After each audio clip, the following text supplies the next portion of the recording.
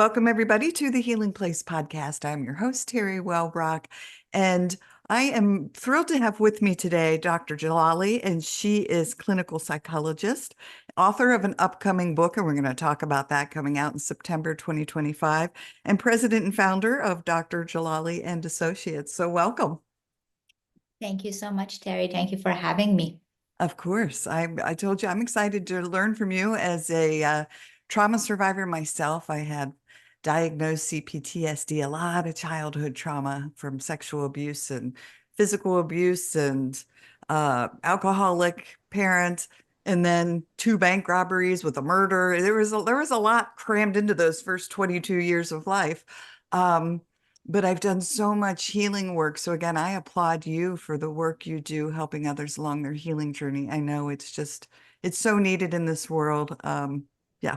So you have an upcoming book that I'm going to dive into first, called The Fire That Makes Us, coming out in September of this year. So can you talk to us about what's inspired this book and what it's about? Absolutely. I'm actually going to tie it into what you shared with us. First of all, I'm very sorry you had to go through that. I can only imagine how hard that must have been for you. Um, in order to kind of elaborate a little bit more on that, I don't think any human can escape this world without somehow um, going through some form of trauma. Now, some are obviously more dramatic than others, but I think all of us at one point, whether earlier in life or later in life, somehow come across situations, people that severely hurt us, whether knowingly or unknowingly. As such, we all experience trauma. Now, when I talk about that with patients, they often say, well, no, not really. I had really good parents. I haven't had any particular trauma. But I think we don't have a good definition of trauma. So anything that has psychologically impacted us in a way that has potentially changed our felt sense or belief system in a negative way can be a traumatic event for us. And I think the majority of my patients, and obviously, I have a lot of colleagues out there who do the same thing, their attempt is to not let this event, this notion run their life. They want to outgrow it. They want to overcome it. They don't want it to be the blueprint of who they are. And in order to do that, we have to do some trauma work. Now, that's actually what has inspired me to write the book, because I am a trauma survivor myself. Obviously, I've gone through something traumatic in my life, and I took that and I also added, I would say, all the trauma that I have observed in my patients over the years. And I used the amalgamation to create a story that's based on me as the main character, but not fully my life story, obviously. So I tell the story of this person who's going through life trying to pretend something traumatic hasn't happened to them, trying to just kind of survive life, and how the trauma shows up and impedes them from doing so very silently. And at first, they're very unaware, or even if they're aware, they're not able to do much about it. And then throughout the book, which is about 20 chapters, I explain the psychological component of that notion that this person in the book is going through, and then I give guidance on how to overcome that. So it's an actual story with a psychological kind of overview. I'm hoping it can be helpful for the people that have gone through similar dynamics in their life. Yes, you so spoke to me because that's what happened. I had gone through just trying to battle through severe panic attacks for almost 25 years. And then in 2013, I finally decided, okay, I cannot live like this anymore. Went and saw a therapist, and I had this list, right? I had 5 things, and it was number one, I had left my then husband. I was going through a divorce. My teenage son was angry with me because I had left his father. I had an alcoholic parent, so codependent relationship. There was a narcissistic friendship that was really having some issues. And then number five, as a little PS, was, oh yeah, I had all this trauma if we get to it. And it was so like I remember her being like, Teri, that number five is like infiltrated What? into all of those, right? Like that's impacted all of those things. And that was I then moved to EMDR therapy, and it was there that I first heard the word dissociation, like how I had lived in this constant state of dissociating from and compartmentalizing all of those traumas just so I could survive. So yeah, totally get it.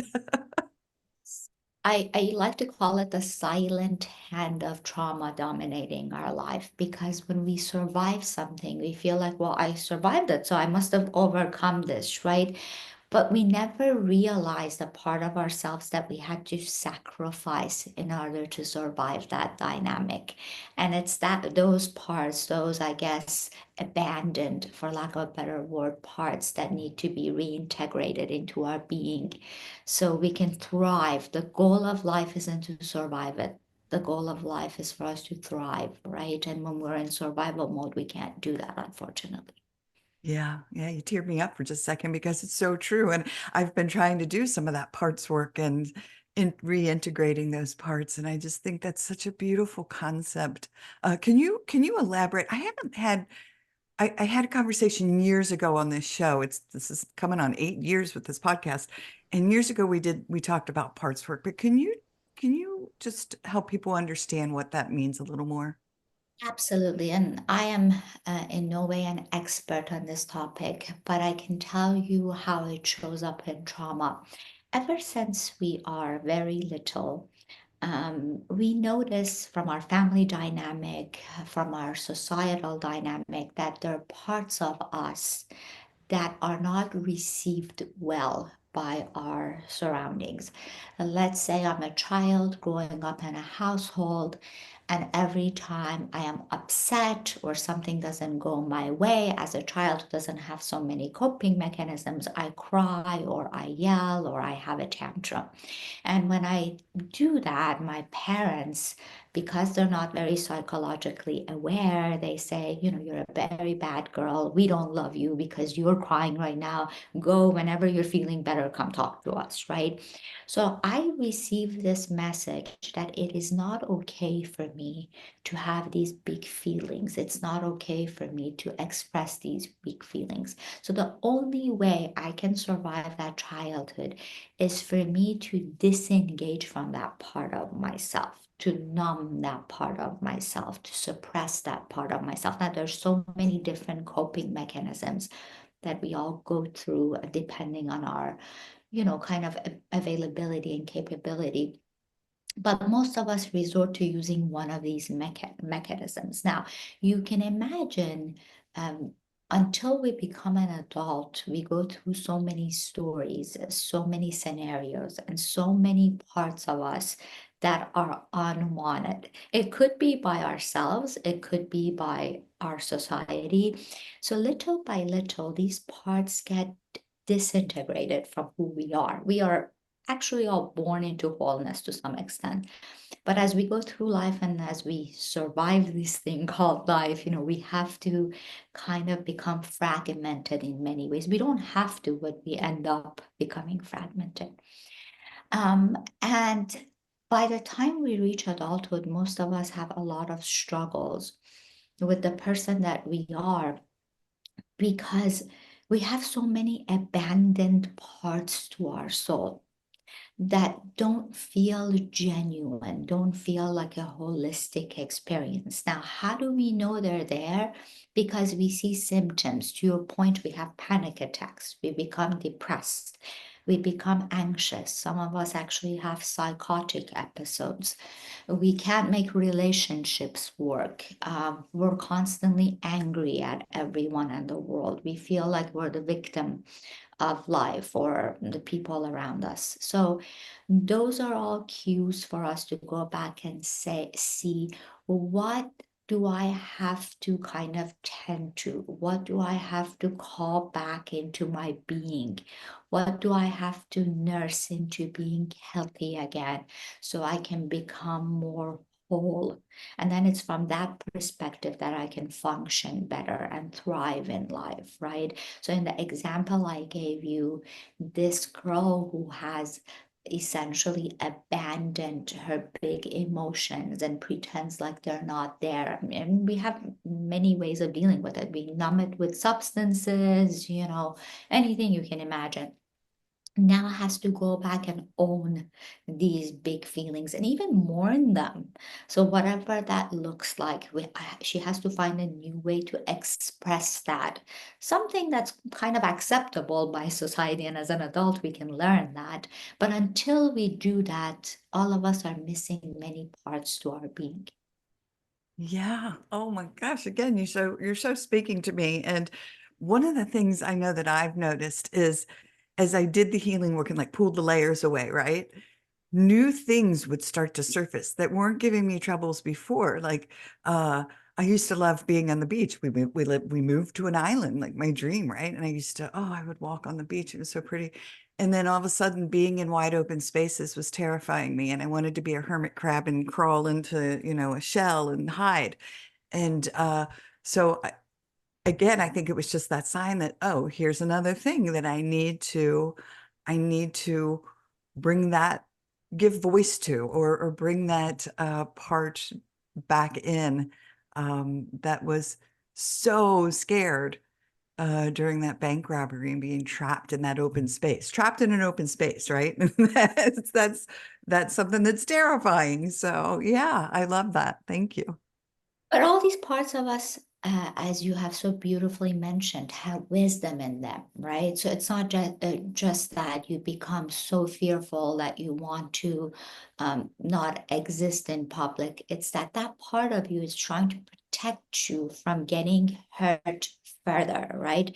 But when you integrate it, you kind of teach yourself that, yes, this can happen again. It doesn't guarantee that this will never happen to me again, but hopefully, I have enough coping mechanisms to survive it when it does.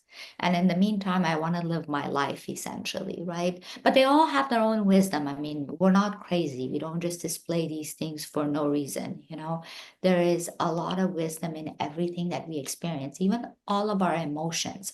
That's exactly why we need to welcome them in. But most of the time, we're ashamed of them. We feel like there's something wrong with us. Society doesn't accept them. So we tend to kind of just pretend like they're not there or shove them down or, cover them up with a mask, essentially. Yeah, and I'm smiling because this is just hilarious to me. We went to the beach yesterday. I told you before we hit record, I have little pink cheeks from getting some sun. And so I was like, all right, we're out here. We're on the beach and it was a gorgeous day. And when we first got there, we didn't yet have our little pop tent thing up, our shade. And I was like, oh my gosh, I'm feeling a little bit of anxiety. But then I just paused for a second and I said, all right, Terry, like, the worst that's gonna happen? Like, what can you do? And I was like, I could literally just run down the beach screaming, waving my arms and be like, "Ah," and just like and it made me laugh, and just making myself like laugh in that moment of just like imagining like what I could do to release, this uh And yeah, the anxiety that was rising in me. Oh, what's the word? I can't think of oh gosh, adrenaline. Thank you. The adrenaline that was starting to peak. Um, and then all of a sudden I was just like phew, back down again. Yeah, yeah, we are yeah, very resourceful. If we can get out of our own way, most of us can eventually do that. But I think that requires a little bit of help in the beginning for us to learn how to rely on our resources instead of getting caught up into our, again, for lack of a better word, limitations or scars or wounds. yeah. And I love that you brought up the wisdom in all of these things because I agree 100%.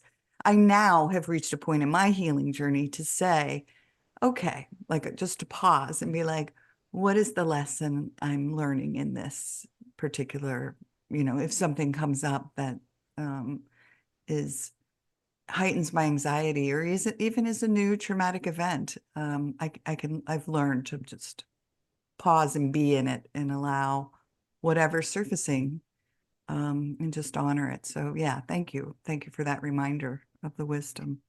Yeah. That's actually a very healed state of mind. Good for you for doing the hard work to get there, because I know stepping into this journey is not easy at all. It's very dark at times and anxiety provoking, especially for someone who's already sitting with a lot of heavy emotions. So it takes a lot of courage to decide that, yes, I want to partake in this. I want to step into it. And I want to heal. I mean, sometimes I tell my patients, that's a very strong sentence to just admit to yourself. I refuse to stay in this any longer. I want to heal. It's impossible for you to set an intention like that and for nothing to happen afterwards. Once you admit that to yourself, you have to do something about it, right? Oh, 100%. And I love that. What a great sentence too, and goal and mission to have. Yeah, absolutely beautiful. And that's where I had reached that point, I think, where I finally was like, I cannot live like this anymore. I have to do something. And, you brought up a really valid point about, the hard work. I remember I did EMDR for 4 years, and we kept returning to traumas, but we just did a lot. I think it was like 98 sessions total.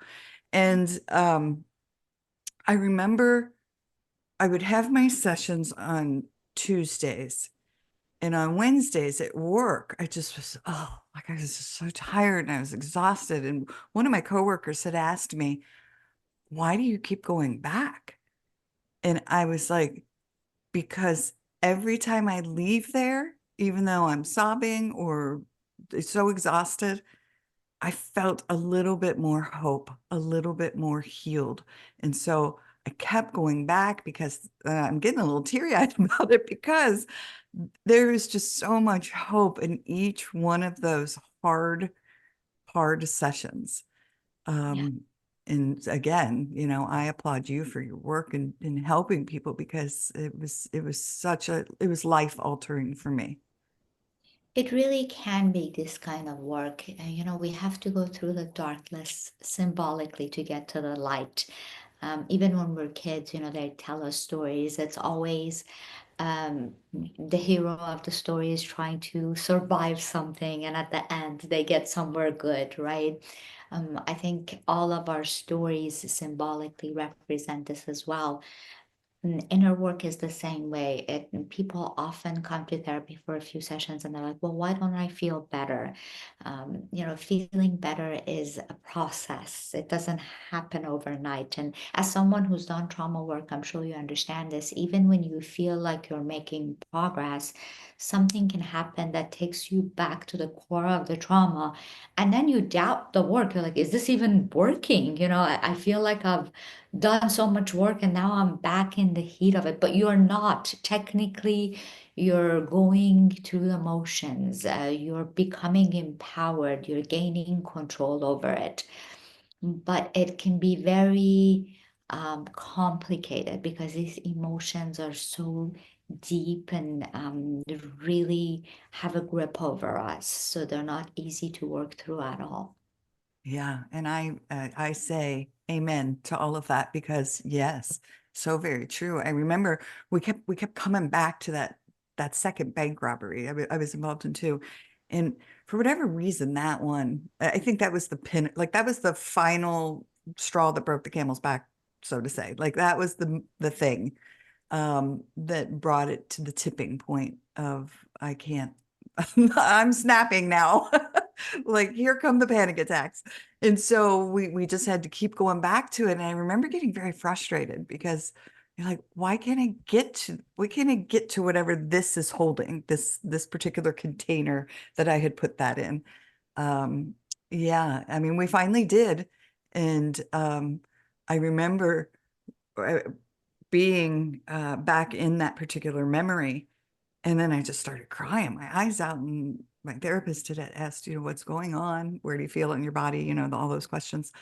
And I said, for the first time, I turned my head and I saw the assailant with his gun pointed at me, but I saw it through my own eyes instead of as if I was watching a movie screen. And that's when I knew I had really reached a point because I was in my own body and okay with the scary feelings and okay with staying inside of me instead of being out here watching it happen, if that makes sense. It makes absolute sense to me. Yes, that's what happens. In order to survive the trauma, we have to dissociate. Especially with children, this happens a lot if they've had any abuse, physical, sexual. Most of them, the only reason they have survived it is because they were able to completely dissociate from it. In fact, I hear a lot from patients when they say, I remember myself lying there, but I wasn't in my body. I was above watching. It's very normal. Yeah, yeah, for sure. And I don't know why this has popped into my head and if it's something you can talk about, but I know a lot of times we talk about fight, flight, freeze, fawn.